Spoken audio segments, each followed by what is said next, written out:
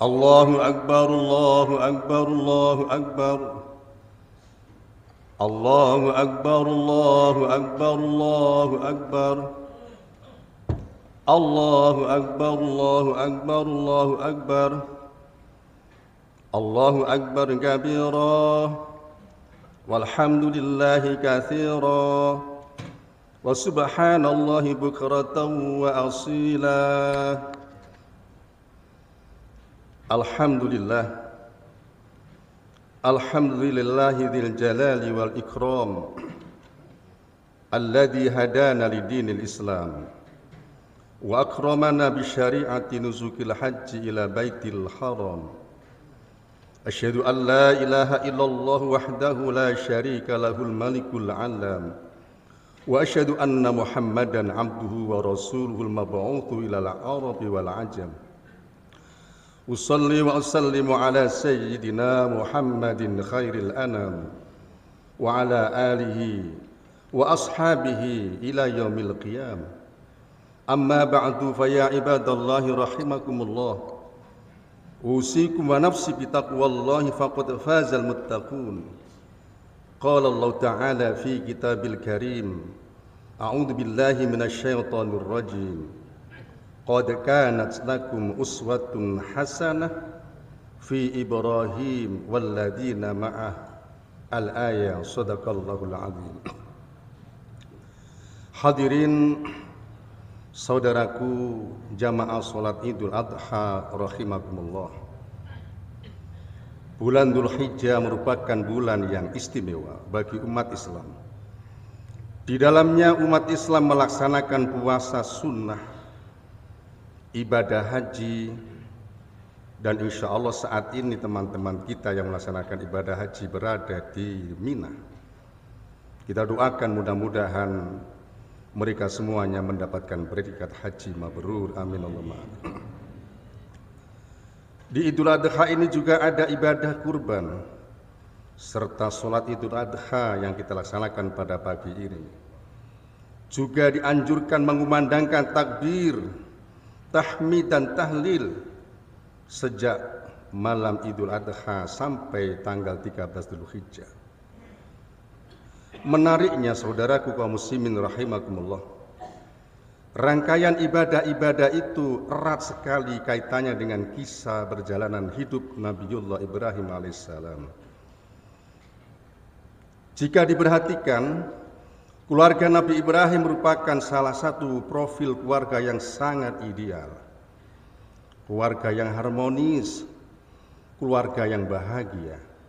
Begitu dikisahkan dalam Al-Quran, sehingga menurunkan beberapa putra-putranya yang menjadi nabi dan juga sebagian ada yang menjadi raja.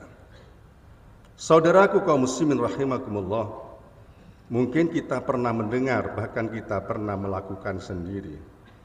Dalam doa pengantin baru, Pak Penghulu, Pak Mudin, Pak Kiai sering membaca doa, Allahumma alif bainahuma kama alafta baina Ibrahima wasaro. Ada yang dirangkai wahajar wasaro, yang berarti ya Allah Tuhan kami, berikanlah kasih sayang kepada kedua pengantin ini sebagaimana cinta dan kasih sayang yang kau berikan kepada Nabi Ibrahim beserta istrinya Hajar dan Sarah.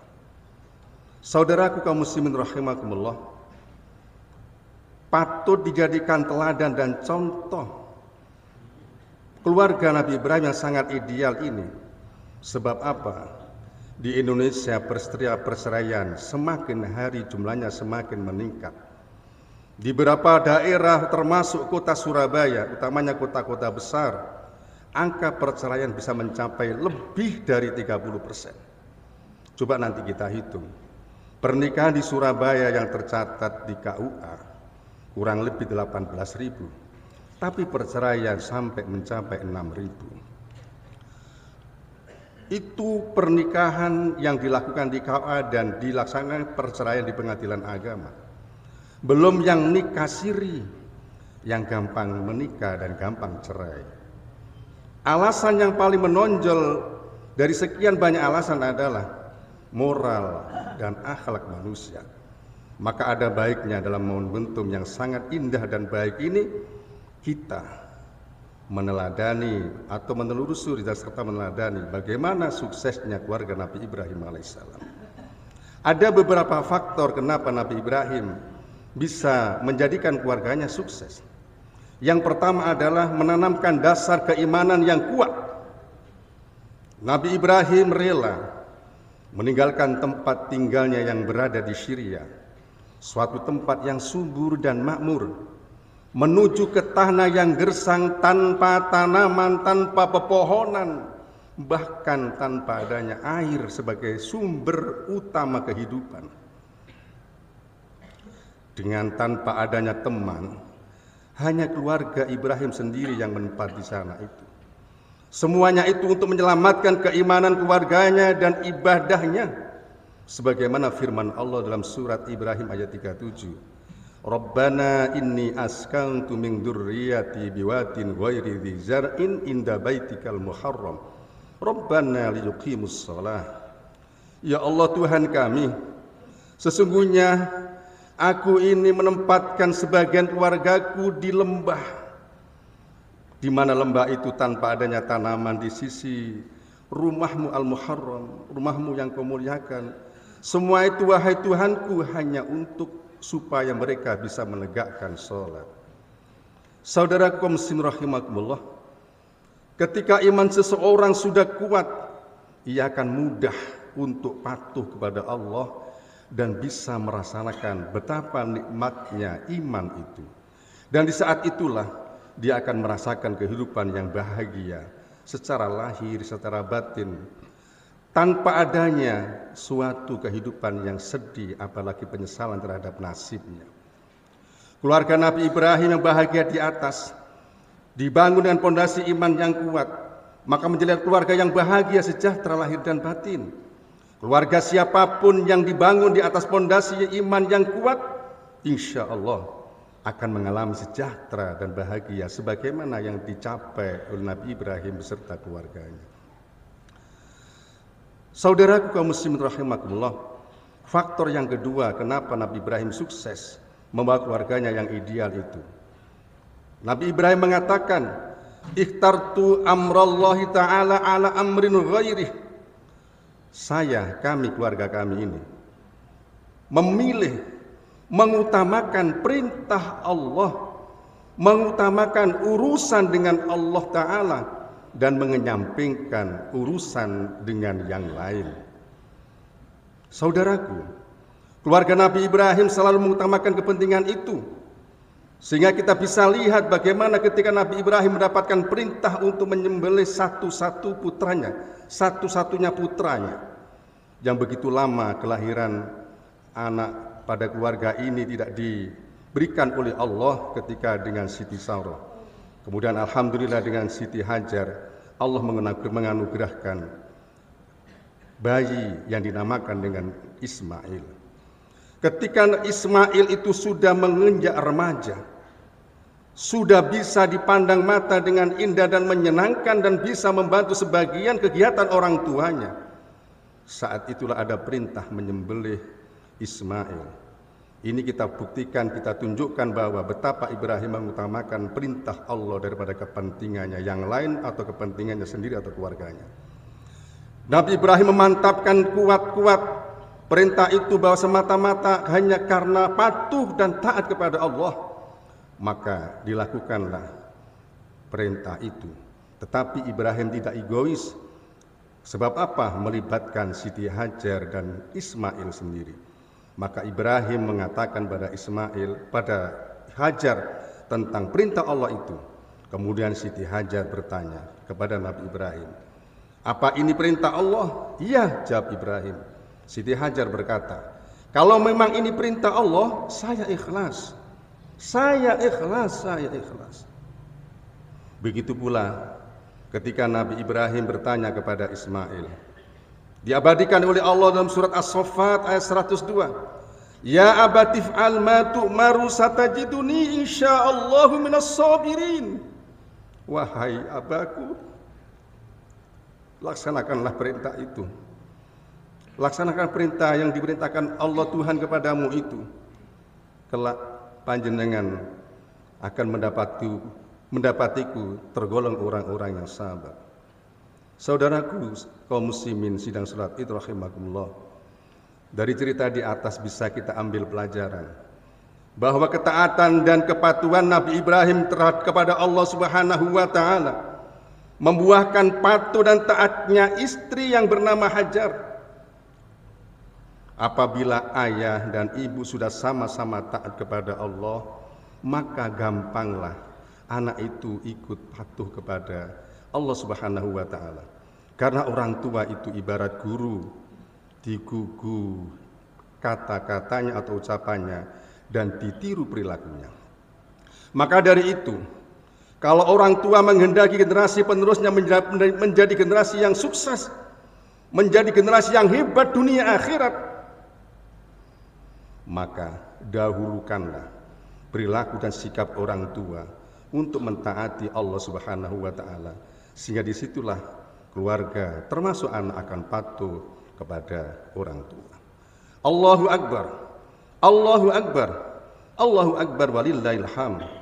Selanjutnya, faktor ketiga kesuksesan keluarga Nabi Ibrahim alaihissalam adalah Nabi Ibrahim mengatakan, wa mahtamamtu bima takafalallahu li. Saya dan keluarga saya tidak pernah sedih, tidak pernah galau, apalagi mengeluh terhadap anugerah Allah Subhanahu wa taala. Apapun yang menjadikan anugerah Allah, bahkan sampai anugerah itu sebuah ujian yang sangat besar, ia terima dengan ikhlas dan ridho. Dan ternyata tidak hanya Nabi Ibrahim, unsur-unsur keluarga, istri dan anaknya pun patuh dan taat kepada Allah, serta menerima ikhlas segala anugerah Allah, disyukuri dan dinikmati. Saudara kaum muslimin rahimakumullah, memang di antara unsur-unsur yang bisa menopang keluarga bahagia adalah bagaimana keluarga itu ikhlas menerima takdir Allah, tidak menggerutu, bahkan tidak mengeluh, apalagi membenci Allah Subhanahu wa taala. Ketika kita melihat hal seperti ini, kita teringat cerita Isra Mi'rajnya junjungan kita Nabi besar Muhammad sallallahu alaihi wasallam. Ketika Nabi Muhammad sallallahu alaihi wasallam ditunjukkan oleh Allah waktu Mi'raj, bagaimana gambaran isi neraka, di mana neraka itu mohon maaf banyak dihuni oleh kaum wanita. Ketika itulah maka Nabi Muhammad sedih. Kenapa umatku yang lemah, wanita ini justru banyak yang masuk neraka? Lalu bertanya kepada malaikat Jibril, ya Jibril, kenapa hal ini terjadi? Apa jawab Jibril? Hunna yakfurnal ashir. Mereka itu, wahai Nabi Muhammad, tidak berterima kasih kepada suaminya. Kenapa dengan tidak berterima kasih kepada suami dihukum Allah di neraka? Sebab mereka itu hakikatnya memang rezeki dari tangan suami, tapi hakikatnya rezeki itu datang dari Allah Subhanahu wa taala. Ketika tidak berterima kasih kepada suami, maka disitulah sama dengan tidak berterima kasih kepada Allah Subhanahu wa taala. Di samping itu saudara kaum muslimin rahimakumullah, memang seorang wanita, seorang istri dilarang untuk menuntut nafkah di luar kemampuan suami. Dan suami memang wajib memberikan nafkah kepada keluarga, tapi sesuai dengan kemampuannya. Ketika seorang istri menuntut nafkah di luar kemampuan suami, maka kutuk dan laknat Allah akan diturunkan kepada keluarga itu.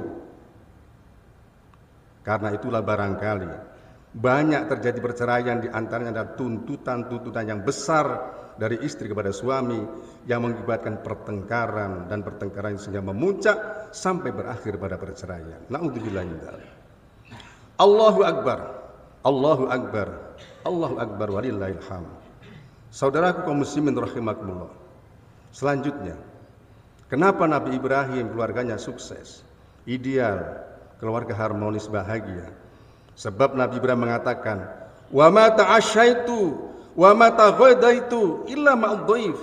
Kami ini, saya atau kami ini, tidak pernah makan sore atau makan pagi kecuali beserta tamu. Tamu Nabi Ibrahim banyak. Kalau kita gambarkan bahwa tidak makan pagi atau sore kecuali dengan tamu, berarti banyaklah tamu itu. Paling tidak, pelajaran yang kita bisa ambil adalah Nabi Ibrahim menghormati tamu, menjamu tamu. Jangan sampai tamu itu datang dibiarkan begitu saja sampai pulang tanpa diberikan suguhan apa-apa. Bahkan memang Nabi Ibrahim empatinya tinggi, rasa pedulinya tinggi. Ketika tidak ada tamu pun dia rela berjalan 1 sampai 2 mil untuk mencari orang yang dibantu, orang yang diajak bisa makan bersama. Allahu Akbar, Allahu Akbar, Allahu Akbar walillahil hamd. Saudara kaum muslimin rahimakumullah, padahal tidak ada dalam cerita bahwa Nabi Ibrahim adalah keluarga yang kaya. Tetapi seperti itu yang dilakukan oleh Nabi Ibrahim. Dan pelajaran seperti ini saudara kaum muslimin rahimakumullah ternyata juga diajarkan oleh Rasulullah sallallahu alaihi wasallam kepada para sahabatnya. Sehingga mungkin kita pernah tahu cerita Ibnu Umar pernah menceritakan ada seorang sahabat yang mendapatkan hadiah kepala kambing. Dibawalah pulang kepala kambing itu. Setelah dibawa pulang, kepala kambing itu tidak dimasak beserta keluarganya. Masih berpikir, barangkali ada kawan kita, ada tetangga kita yang lebih membutuhkan. Menurut perkiraan orang ini, sahabat ini adalah tetangga yang membutuhkan. Diberikanlah kepala kambing kepada tetangganya. Tetangganya itu juga mengatakan, jangan langsung dimasak. Kita lihat barangkali ada teman kita, tetangga kita yang lebih membutuhkan lagi. Sampai terjadilah dalam cerita hadis itu, kepala kambing itu sampai berputar 7 kali. Dan hebatnya adalah, yang nomor 7 itu adalah orang yang pertama. Allahu Akbar, Allahu Akbar, Allahu Akbar walillahil hamd. Saudara kaum muslimin rahimakumullah, apa yang dilakukan oleh para sahabat ini, atau contoh sahabat ini, karena masih banyak contoh-contoh yang lain, itu sesuai dengan firman Allah Subhanahu wa taala. Surat Al-Hasyr ayat 9. Wa yu'thiruna ala anfusihim walau kana bihim khassasah. Mereka para sahabat Nabi itu mengutamakan yang lain walaupun diri mereka sendiri sangat membutuhkan. Allahu Akbar, Allahu Akbar walillahil hamd. Memang saudaraku kaum muslimin rahimakumullah, rezeki yang diberikan oleh Allah kepada kita menurut Al-Quran dan hadis hendaknya kita belanjakan ke 3 pos atau ke 3 hal. Yang pertama untuk diri kita dan keluarga kita, dan yang kedua untuk kepentingan agama Allah, untuk menegakkan dakwah Islam. Misalnya termasuk sekarang takmir ini dalam rangka membangun masjid. Seperti inilah sebagian harta kita belanjakan. Dan yang ketiga untuk membantu orang-orang yang lebih membutuhkan, seperti yang dicontohkan oleh para sahabat tadi. Ketika seseorang itu ingin berbahagia hidupnya, dia harus memperhatikan keluarganya, dia harus memperhatikan tetangganya. Tidak boleh enak sendiri, tidak boleh kenyang sendiri. Maka ada riwayat hadis bahwa tidaklah akan masuk surga orang yang perutnya kenyang sementara tetangganya kelaparan. Allahu Akbar, Allahu Akbar, Allahu Akbar walillahil hamd. Saudaraku kaum muslimin rahimakumullah, itulah perilaku keluarga Nabi Ibrahim yang bisa menjadikan kenapa mereka menjadi keluarga yang ideal, kenapa keluarga mereka menjadi keluarga yang sakinah mawaddah warahmah. Di antaranya adalah karena 4 faktor itu. Mudah-mudahan kita bisa mencontohnya dan keluarga kita menjadi keluarga bahagia fid dunya wal akhirah. Amin Allahumma amin. Aqulu qouli hadza fa astaghfirullahaladzim li wa lakum wa liwalidayya wa liwalidikum wa lisairil muslimina wal muslimat wal mu'minina wal mu'minat fastaghfiruhu innahu huwal ghafurur rahim. Allahumma shalli wa sallim ala sayyidina Muhammad wa ala ali sayyidina Muhammad.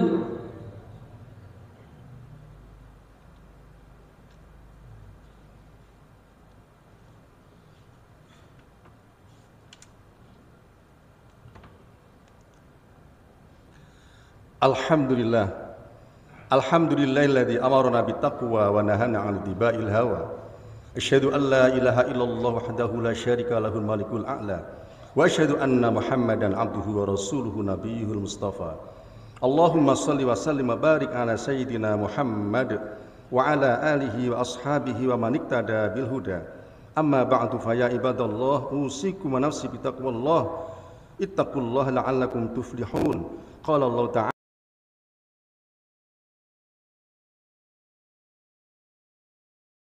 wa qulu qawlan sadida yuslih lakum a'malakum wa yaghfir lakum dhunubakum wa may yuti'illaha wa rasulahu faqad faza fawzan 'azima.